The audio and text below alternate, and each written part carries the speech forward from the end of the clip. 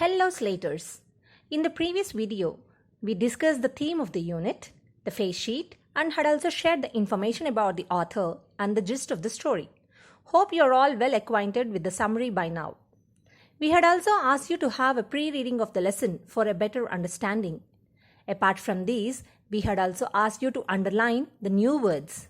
Hope you are all ready with the textbook, holding a pen and a book to jot down the important information from the lesson along with the meanings, synonyms, antonyms, and framing sentences using the new words. So, let's begin today's interactive session. All of you please open page number 3 of your textbook. I'll read out for you. At the same time, you all have a silent reading. Has a snake ever coiled itself round any part of your body? A full-blooded cobra? All of us fell silent. The question came up from the homeopath. The topic came up when we were discussing snakes. We listened attentively as the doctor continued with the tale. This is a short story shared by a homeopath with his friends about his encounter with a strong and huge cobra. He shared this experience when they were discussing snakes. Now, let's have a look at the new words we came across in this paragraph. Here the word coiled means to wind around or curl. Antonym would be unwind or straight. Let me frame 2 sentences for you using the word coiled. Rita coiled a loose thread around her finger. We saw a snake that coiled around the branches of a tree. Here comes the next word, full-blooded. It means strong and healthy. Antonym of this is weak or frail. Here are 2 sentences framed by me. We came across 2 full-blooded Africans in the mall. Teachers always welcome full-blooded behavior and actions from the students. And children, here we came across a combination of 2 words, that is came up. This is nothing but a phrasal verb. Okay, let me tell you what a phrasal verb is. As you can see, a phrasal verb is an idiomatic phrase with a combination of a verb and another element, typically either a preposition or an adverb. It can be understood on the basis of the meanings of the individual parts in isolation, but rather must be taken as a whole. We will come across many such words in the lesson. Now, moving on to the second paragraph. It was a hot summer night about 10 o'clock. I had my meal at the restaurant and returned to my room. I heard a noise from above as I opened the door. The sound was a familiar one. One could say that rats shared the room. I took out my box of matches and lighted the kerosene lamp on the table. Here the setting of the story is a small room where the homeopath lived. It was a hot summer night when the homeopath returned to his room after having his meals at a restaurant. He heard a familiar sound from above as the room was infested by the rats. He lighted the kerosene lamp as it was dark. Hope you are all able to follow me. Now, let's see the new words in this paragraph. Here, the word familiar means known, and its antonym is unfamiliar. Let me frame 2 sentences. The audience enjoys hearing songs that are familiar to them. Your name sounds familiar to me. Now, it's your turn to frame sentences on your own using the words till now we have came across. Here, took out is a phrasal verb, which means to remove. Okay, let's continue. The house was not electrified. It was a small rented room. I had just set up medical practice and my earnings were meager. I had about 60 rupees in my suitcase. Along with some shirts and dhotis, I also possessed one solitary black coat which I was then wearing. As we have seen in the previous paragraph, he lighted a kerosene lamp as the room in which he lived was not electrified. Now just tell me, why did he choose to stay in such house? Yes, He had recently started his medical practice and his income was very less.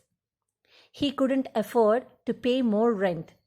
All he had were a few clothing and just an amount of 60 rupees. Can you identify another phrasal verb in this paragraph? Excellent. It is set up. The meaning of the word meager is small in quantity. Its synonym is insufficient. Antonym is abundant.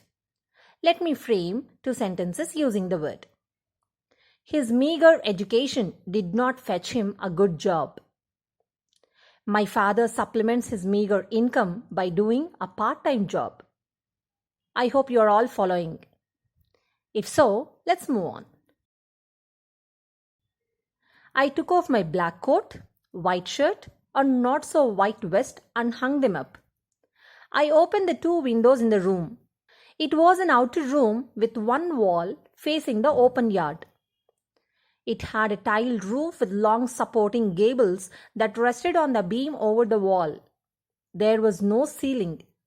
There was a regular traffic of rats to and from the beam. I made my bed and pulled it close to the wall. I lay down, but I couldn't sleep. I got up and went out to the veranda for a little air, but the wind god seemed to have taken time off. Now, Slaters, tell me, what do you do when you feel very hot? Usually, we wear light clothes in summer to feel cozy. We immediately change our clothes after returning home. In the same way, the doctor opted to do. He removed his black coat, white shirt, and his vest and hung them up. He opened the window to get fresh air. He pulled his bed towards the window, but couldn't sleep as it was very hot and there was a continuous running of rats from the beam. So he got up and went out to the veranda for fresh air. But he felt even the wind god was angry upon him. He found no sign of wind there. Now let us see the meaning of gable. This is the upper part of a wall below a sloping roof. Simply we can call it the ceiling. And just see, there are three more phrasal verbs in this paragraph. That is, took off means to remove something. Taken time off, that is, to stop working temporarily. And lay down is to lie down or to take rest. Now let's move on to the next lines. I went back into the room and sat down on the chair. I opened the box beneath the table and took out a book, the Materia Medica. I opened it at the table on which stood the lamp and a large mirror. A small comb lay beside the mirror. Now tell me, what do we usually do when it's very hot? We generally prefer to switch on the fan, cooler, or AC to feel comfortable. But the doctor couldn't opt for any of this as the room was not electrified. He went out to the veranda to take some fresh air. As there was no air, he came back into the room and sat on the chair which was placed opposite to the mirror and opened a book named the Materia Medica and started reading it. Suddenly, he happened to see a small comb that was lying beside the mirror. Okay, and here we came across a word beneath. What do you mean by beneath? The meaning is below and the synonym is underneath.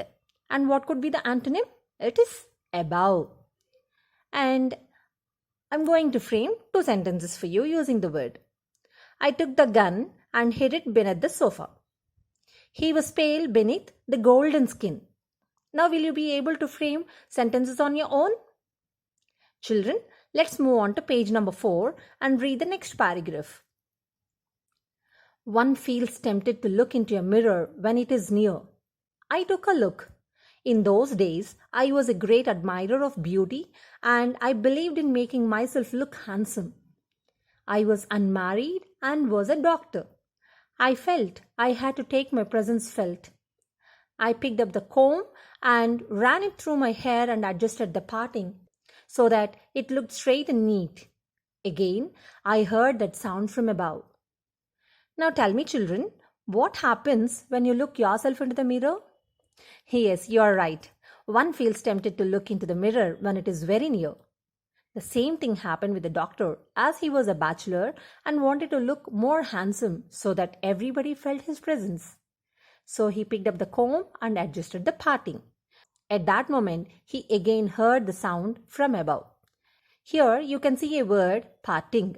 What do you mean by parting? That is the line on the person's head where the hair is divided with a comb. Apart from this, if you observe, there are two more phrasal verbs.